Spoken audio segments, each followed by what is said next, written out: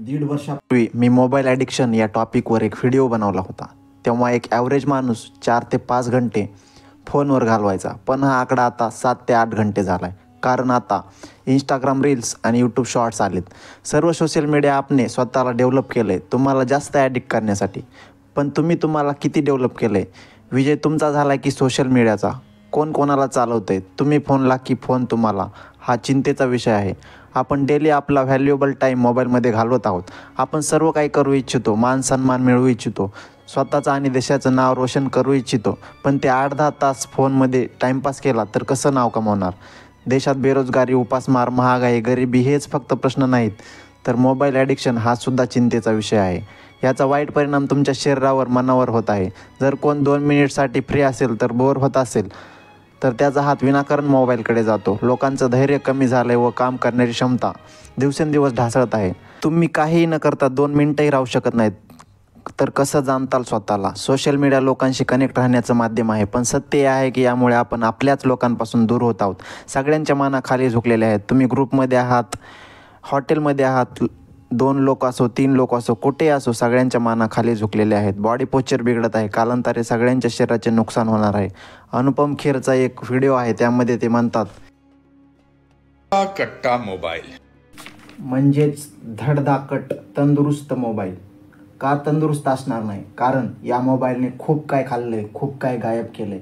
हातातली घडी गायब केली, चिठ्ठ्या, पत्रे गायब केली, रेडिओ, टेप, कॅसेट्स सर्व काही गायब केलं. बॅटऱ्या खाल्ल्या, पुस्तकं खाल्ली, शेजारची मैत्री खाल्ली, भेटीगाठी कॅन्सल केल्या. लोकांना वेळ नाही कारण मोबाईलने या लोकांचा वेळ खाल्ला. नातीगोती खाल्ली, लोकांचा धडधाकटपणा खाल्ला. मुलांचं बालपण खाल्लं, कुटुंबाची एकी खाल्ली, लोकांच्या गप्पा खाल्ल्या. लोकांना आजारी बनवतोय मोबाईल. उगाच नाही धडधाकट झाला. सगळे स्वतःला चांगलं दाखवण्याचा प्रयत्न करत आहेत, दुसऱ्यांना प्रभावित करण्यात आणि इतरांपेक्षा चांगलं दिसण्याच्या प्रयत्नात आहेत. हे सर्व करून मनासारखे लाईक मिळत नसतील तेव्हा नैराश्य मिळतं. बसल्या बसल्या चेक करतात, त्याने माझी पोस्ट लाईक केली की नाही, स्टोरी बघितली की नाही, बघितली तरी लाईक का नाही केली. मित्रांनो, जीवनात यापेक्षा मोठ्या गोष्टी आहेत. तुमच्याकडून कितीतरी लोकांच्या अपेक्षा आहेत आणि तुम्ही काय करताय? सोशल मीडियावर नाही तर रिअल लाईफमध्ये चांगले बना, रिअल लाईफमध्ये मित्र बनवा. ऑनलाईन कमी व ऑफलाईन जास्त भेटा, बोला, रिअल लाईफमध्ये ॲक्टिव्ह राहा. जेवणाचा उपवास केल्याने पचन सुधारते व सोशल मीडियाचा उपवास केल्याने मन व जीवन सुधारते. एक दिवस इंस्टाग्रामचा उपवास करा, एक दिवस फेसबुकचा उपवास करा व एक दिवस संपूर्ण मोबाईलचा उपवास करा. सिगारेटचं ॲडिक्शन फक्त फुफ्फुस खराब करतं, पण मोबाईलचं ॲडिक्शन पूर्ण जीवन खराब केल्याशिवाय राहत नाही. कोण बोलला आपण स्वतंत्र आहोत? अगोदर इंग्रजांचे गुलाम होतो आणि आता त्यांनी बनवलेल्या ॲप्लिकेशनचे गुलाम आहोत. सर्व काही फेक आहे.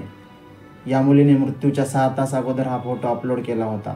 लोक फोटो पाहून अंदाज बांधत असतील की हिचं सर्व काही चांगलं चाललं, ही किती खुश आहे, हिची लाईफ किती चांगली आहे.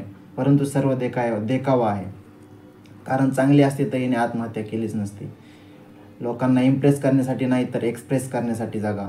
लोकांची सकाळ फोनने होत आहे आणि दिवसाचा अंतही फोननेच होत आहे. प्रत्येक 10-15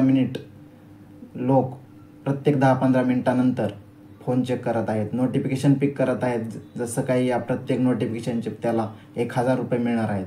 एक सत्य सांगतो, हा व्हिडिओ पाहिल्यानंतर हे मेजॉरिटी लोक जसे आहेत तसेच राहणार आहेत. हा एक खूप चिंतेचा विषय आहे. जर थोडं जरी तथ्य वाटलं असेल तर व्हिडिओला आपल्या प्रियजनांपर्यंत शेअर करा व असेच मोटिवेशनल व्हिडिओ पाहण्यासाठी चॅनलला सबस्क्राईब करायला विसरू नका.